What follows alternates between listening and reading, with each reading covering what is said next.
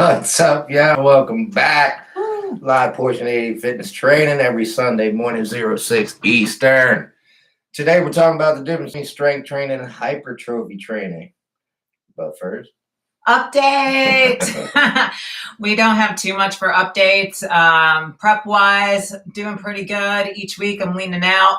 And that's always an interesting thing. So if I look at scale weight, that doesn't necessarily change week to week, but you usually have to go based on progress photos, videos, measurements, other indicators, because a lot of times the scale may not move, but you have significant improvement in appearance. Yeah. And at the end of the day, that's all that matters. When you're competing, scale is not your best tool.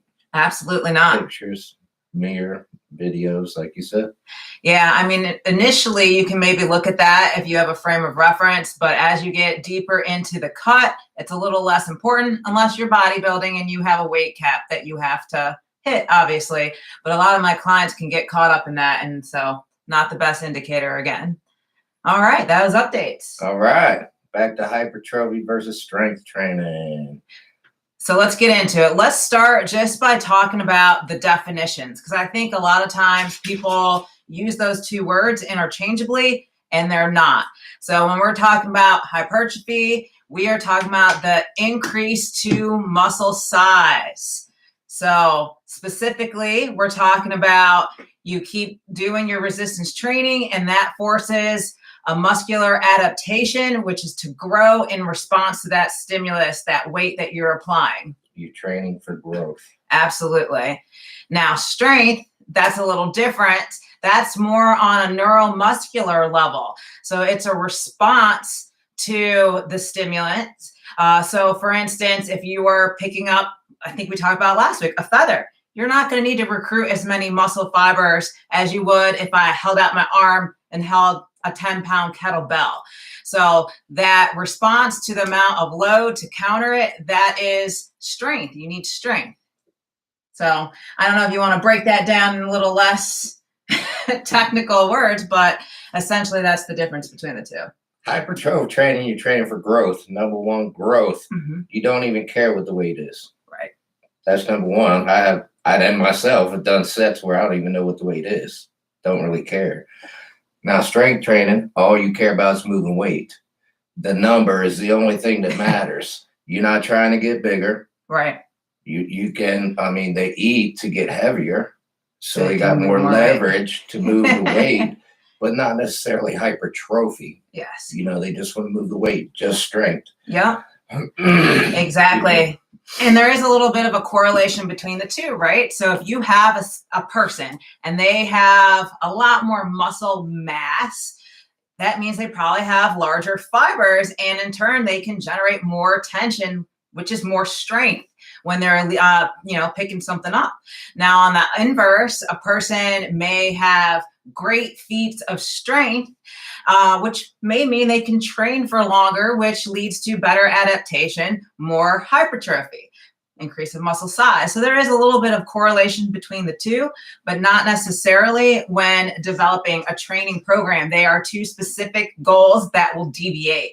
And that's what we're here to talk about today. There's plenty of overlap between these two. I mean, there's plenty, but there is significant difference as well. Absolutely. So let's start getting into this. There's 5 main variables, I think, that differentiate the two. And for me, my number one's probably intensity. That's going to be the number one difference. So, when you're training for hypertrophy, your goal is to create stress, create damage to those muscle fibers. Trauma. Yeah, trauma. And fatigue them. And so that means you're going to have to, pretty much have high intensity.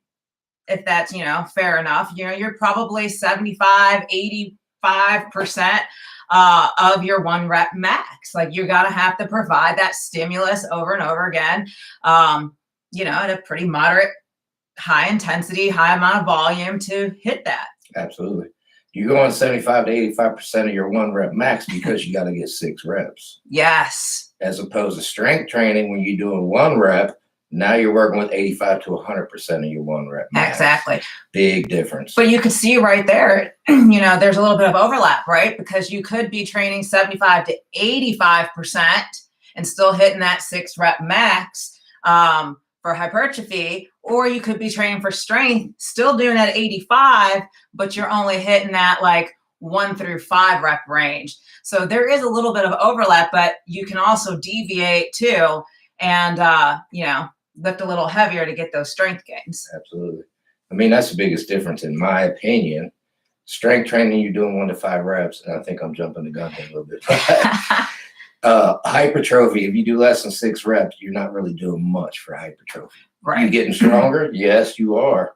Are you growing muscles? Not so much. Not unless you're getting those 6 reps. Absolutely. And that's number 2. James jumped ahead a little bit, but the rep range is a big difference too. So for hypertrophy, 6 to 12 is a really good rep range where you're at that 75, 85% of your 1 rep max, where strength is usually a 1 through 5 in terms of rep range. Yeah. And like I said, if you're doing less than 5 and you're training for hypertrophy, you're doing it wrong. Yeah. So usually what will happen if that happens to me and I'm like, oh crap, I'm doing my chest press and I only hit 4. Well, then next set, I'm going to lighten the weight a little bit so I can still achieve that 6 rep range. So it's not a throwaway set by any means, but you got to realize, hey, I'm not really going for a 1 rep max.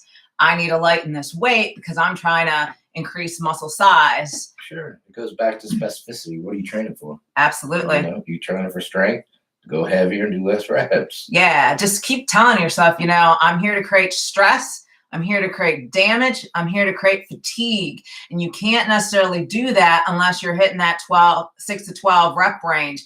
It's not enough exposure time for your muscle tissues and fibers if you're only doing 1 through 5 reps. Again, with the strength, it's more of, teaching that neuromuscular, that nervous system, how to react. So you need to really overload that weight to tax that nervous system to say, recruit everything. I got to lift it. So yeah. All right. Number 3. Number 3 is probably the rest period. And I think this one's actually really important and probably the most underlooked. So in my opinion, for hypertrophy, 60 to 90 seconds is probably the right rest period range. As long as you have your breath. Yeah. I mean, just enough to catch your breath and then you want to go again. You don't want to be taking too long. Now, strength, because it's such a strenuous feat, you're picking up lots of weight, I would say 3 to 5 minutes. You said it. You're taxing your nervous system when you're going to 1 rep max. You absolutely are. And you got to let that nervous system recover before you go hit it again. If you watch Eddie Hall's documentary, he's in there talking about being in the gym for 4 hours. Yeah. He's not lifting for 4 hours, ladies and gentlemen. He's a strong man, so he'll do his set and then he'll rest literally 10 minutes. And knowing Eddie Hall, he's over there BSing with somebody, so he's probably resting 20 minutes between sets. Absolutely. And so I've seen mistakes kind of in both areas. I've seen clients, I think they're used to like HIIT training, total body circuit style, and they just want to go. And it'll be less than 30 seconds. And they're like hitting it again, but they can't hit 6 to 12 reps anymore. They're more in the 1 to 5 because they didn't allow their body to recover a little bit. So they were failure. Yeah. Cardiovascular failure. Sometimes it's fatigue. They reach muscular failure and they can't hit it. So, maybe, that 60, 90 seconds seems trivial, but it's not. Give your body that time to do it. On the other hand, you start resting longer than 90 seconds, your muscles are kind of cooling down at that point. So you really don't want to go, too long if hypertrophy is the goal. Now, I don't really see power lifters too much anymore. When I first started at Gold's, literally 20 years ago, there was a mess of them. A mess of them. And, they're hanging out in the gym. It looks like they're not doing much because they're resting so much. But I don't know what happened, but I don't really see them anymore. Yeah, you see them much? I don't. But I think they're more in specialty gyms where, there's a lot, like a huge community of power lifters all together. Makes sense. All right. I see Robin joined us. Hey, Robin. From his balcony, looking at the sunset right now. Nice. That's awesome. All right. So that covers rest periods. What about the number of sets, James? What do you think about that? The major difference? So when you're doing 1 rep, you're obviously going to do more sets. Makes sense, right? And for strength training, you want to do more sets. I always say 5 sets for strength training. Hypertrophy, 1 to 3. You blast that one set, you don't need to do another one to get a hypertrophy gain. Like Dorian Yates said, if you turn the light switch on, it's on. Sure. You don't have to keep doing this to make the muscle. Turn the light on and off, on and off, on and off. Yep. You turn it on, the mechanisms are in place, and you just make hypertrophy. Yep. So for hypertrophy, again, stress, damage, fatigue. You can absolutely do that in 1 to 3 sets as long as that intensity level's in the appropriate range. For strength, I agree. Because we're talking about neuromuscular efficiency and response, that's something that you have to do multiple times to build that neuromuscular coordination. Right. So it takes time. You need, 4 to 6 sets, I would say, would be good for strength. All right. Last one, I would say, is exercise selection. So what do you think about exercise selection, James? I'm sorry, we got another question. Exercise selection. So obviously with your strength training, your powerlifting, you're going to do the big compound movements, and that's probably about it. Squat, deadlift, bench press, overhead press. Is there another one? Did you say, you said bench, squat, dead, overhead press. Yeah, no, I agree. However, compounds are probably good for either goal. Oh, absolutely. But, if you're trying to improve your 1 rep max for your squat, you're going to have to squat. So I think there is a little bit of specificity there, depending on the goal, especially for strength goals. And it's interesting, because you're not going to be strong in every aspect. So someone might have a really weak bench press, but super strong squat. And Seen it a lot. So they would be working up to build up that bench, which would be different exercises than if you're going for squat. Very good point. I mean, you can get hypertrophy on leg extension, leg press, leg curls, front squats, lunges. You're not necessarily going to get stronger unless you're doing that movement. Squats. Absolutely. So there's your exercise selection right there. Squats for strength training, for powerlifting, and then you can do all the variety of things for the hypertrophy. Yeah, absolutely. And when you're thinking about hypertrophy, just think about all the muscle fibers, all the angles, all the insertion points.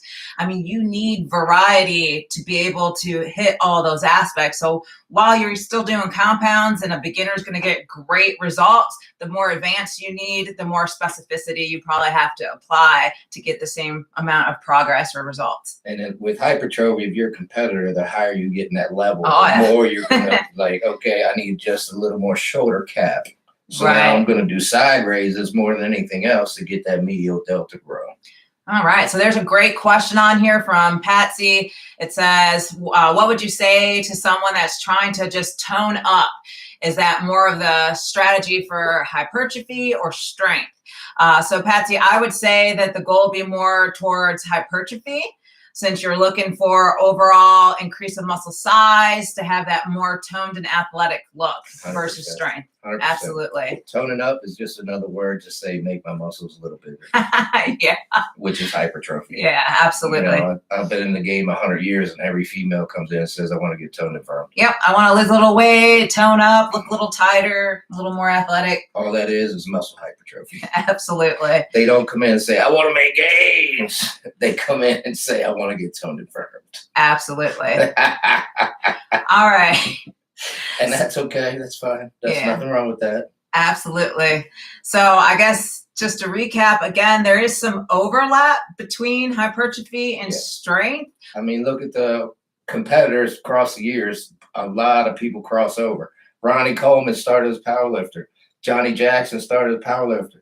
Branch Warren started as a powerlifter. They all came to be top of the sport bodybuilders eventually, but they all started as powerlifters. Yeah, you know what I actually love about a power lifter going into bodybuilding is, man, the set of wheels on them. And back. Yeah, building up the back and the legs is like one of the hardest things for a bodybuilder, but power lifters, because they're lifting so much weight all the time, they usually have pretty thick legs and back. Yep. And it's hard to build up that level of density, but they've been powerlifting for years, and that's why they look that way. So it's really fun to see them cut down and actually go out on the stage. Yeah, it is. And usually when you get a power lifter, if you can get them to cut down, they like eating. They look very muscular usually. Absolutely. So, you know, again, if depending on your goal and what you're trying to achieve, the programs are absolutely different. So don't fall into that trap. There are two separate goals, absolutely. And, you know, just to recap, there's 5 main areas that they differ. Number 1 being intensity. Number 2 being repetitions. 3, the rest periods. 4, the number of sets. And then lastly, number 5, exercise selection. Absolutely. So check it out. Whichever one is your goal, focus on that and do the best you can. Absolutely. This channel's here for y'all. If you got any questions, want to see anything, give us a comment. We'll answer it. We'll make a video, get to it. Thanks for tuning in, y'all. Bye, everyone.